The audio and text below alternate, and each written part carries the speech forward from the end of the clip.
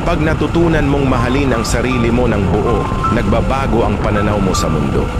Hindi mo nahahabulin ang mga bagay na dati mong akalay makakapagbigay ng kasiyahan sa iyo, tulad ng atensyon, validation o pag-aproba ng iba. Sa halip, matututo kang magtiwala sa kakayahan mo, sa halaga mo bilang tao at sa mga prinsipyo mo sa buhay. Ang pagmamahal sa sarili ay hindi pagiging makasarili. Ito ay pagbuo ng mas matatag na pundasyon para sa sariling kaligayahan at kapayapaan.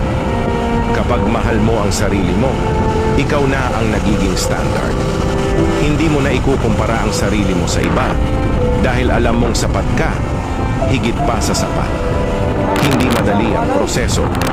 Darating ang mga araw na kukwestiyonin mo pa rin ang sarili mo.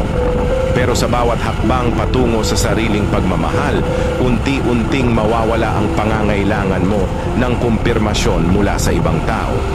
Kasi sa huli, ang pinakamahalagang opinyon ay yung nanggagaling sa'yo. Kaya't simulan mo na. Maging ang sarili mong standard. Mahalin mo ang sarili mo ng totoo, ng walang kondisyon at ng may buong tapang. Dahil sa sandaling gawin mo ito, makikita mo ang halaga mo